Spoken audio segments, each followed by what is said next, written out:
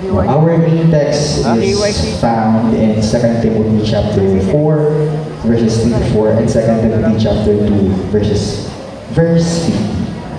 So before we start, let us pray now.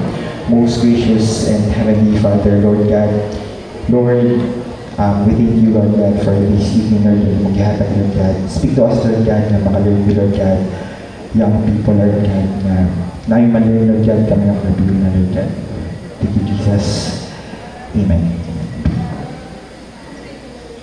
So, for our theme this evening, it is entitled Approved Truth Over Deceptive Lies. And before I start my passage, mga igsoon, I have this question.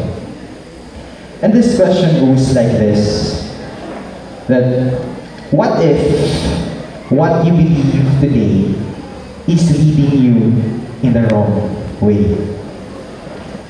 Manonotice po ba natin? Manonotice po ba natin yan? Yes? No? Ang pagkilala po natin sa truth and lies sa panahon ngayon is nagiging mas mahirap po siya kasi because of rapid information and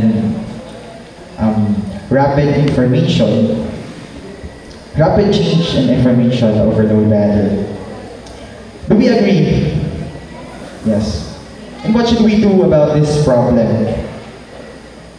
So there are only three things mga igsoon nga itong kailangan masabtan about approved truth over deceptive lies. Number one is we have to reject deception.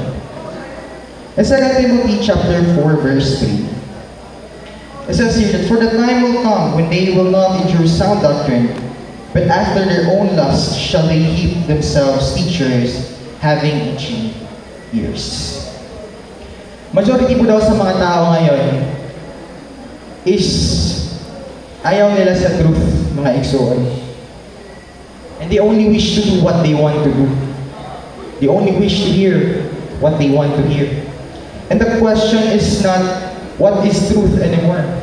Ang question is, ano po ba yung makakapagpapasaya sa akin? That is the question. And most of us, aminin po natin na sa hindi, na ayaw po natin sa truth. Because truth condemns our way of life. And mostly, it opposes what we want to do. So young people, let us all be careful. We are challenged to accept teachings that would convict our heart and to reject deception that satisfies our desire. Amen po ba? So for our reflected question, mga igsoon, ask yourself this. Am I more interested in what is true or only in what makes me feel comfortable and validated? And after we reject deception, mga igsoon, we return to God's Word. And that is our number 2 point, return to God's Word. In 2 Timothy chapter 4, verse 4, and they shall turn away their ears from truth and shall be turned into fables. Winarningan po tayo ni Apostle Paul, mga igsoon, that truth will be rejected in the last days. And remind you that we are in the last days of this dispensation of grace. Agree po ba tayo din? And after we reject the lies,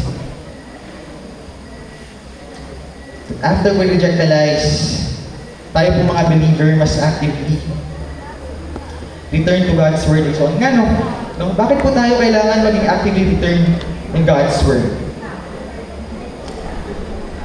Meaning po nito is because what we feed is what we get. What we repeatedly expose ourselves to will eventually grow and shape our life. That if we feed ourselves with Bible, wisdom, and truth, we will grow in righteousness.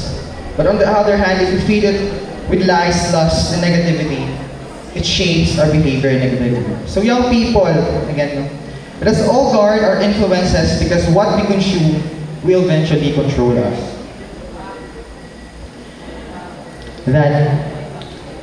And this reflective question again, that in a world full of opinions, what am I feeding myself into?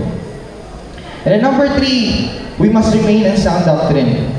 And 2 Timothy chapter 2, verse 15. It says here that, study to show thyself approved unto God, a workman that needeth not to be ashamed, rightly dividing the word of truth. Ang believer po na nagsistudy and rightly handles God's word becomes most stable and approved. Meaning po nito, the truth leads to maturity. Kailangan po natin na intention yung ginasik ang truth. No? Through rightly divided. Because God desires responsible disciples na naiintindihan po at ino-obey yung kanyang mga words. Yet, most of us, we fail this verse because tamad po tayo magbasa. Because nagigil po tayo na we are sinners. Pero, yes, it is true that we are sinners, but alam po ba natin what is the greatest truth that's written in the Bible? The greatest truth that is written in the Bible is the gospel. That Jesus, He died on the cross, pays for our sin, He was buried, and rose again on the third day for our salvation. Salvation po na hindi po natin makikita sa good works, in any religion, in any achievements po, but through faith in Christ alone. And we are the ambassador for Christ to share this gospel. So in conclusion mga Exod, the 3 things that we need to understand about approved truth over deceptive lies. First, we have to reject deception. Number 2, we have to return to God's truth. And 3, we have to remain in sound doctrine. So going back to the question mga Exod, what if what you believe today is leading you in the wrong way? Mananotice po ba natin? Let us not feed ourselves from Satan's deceptive lies, but in God's approved truth. May hubis lang and God bless you.